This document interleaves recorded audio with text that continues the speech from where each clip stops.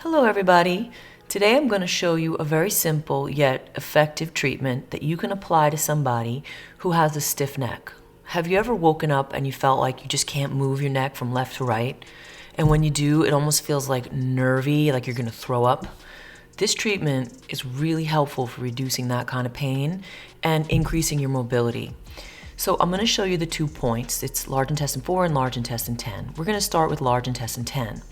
To find that point, you're going to take somebody's forearm and we're going to bend the arm. So we can find this crease right where the upper arm meets the lower arm. And from there, we're going to place our fingers on their forearm and we're going to use 2 fingers. And the measurement, the point is found right below those 2 fingers in between the 2 muscle bellies on the forearm. Here's an anatomical drawing from an acupuncture book that shows the point large intestine 10, which is also called 3-arm mile. It's known for supporting the immune system. Now, if your neck is stiff or if your immune system is low, and don't be worried if it is tender regardless, this point can be extraordinarily tender, especially if you're digging your thumb into it like I am in this video. But by stimulating that point, you can support the immune system and you can also release a little tension in the neck. Notice how I'm using my right hand to move her arm as I'm stimulating the point. This comes with a practice, so if you don't do this, that's absolutely fine. But over time, the more you palpate somebody and the more you put your hands on somebody to give them a healing touch, you'll be more familiar with how to apply the proper tension and pressure. So moving on, we're going to look at the second point. It's called large intestine 4. This point is found on the hand, right between the thumb and the first finger. If you squeeze their fingers together, there's a point that's at the top of the highest it's called like the mound of the thumb. And here's an anatomical drawing. Right where your thumb slips in and sits on that point is exactly the acupressure point.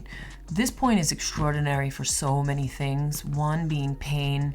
It's also good for digestive problems. It helps move things downwards, if you know what I mean.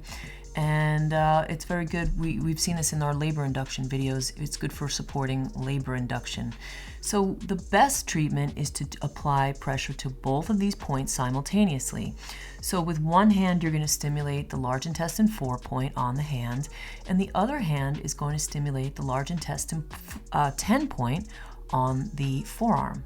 And from here, with applying steady pressure, you're going to ask the person to move their neck from left to right. Now, this person does not have a stiff neck, so she's moving her neck very easily.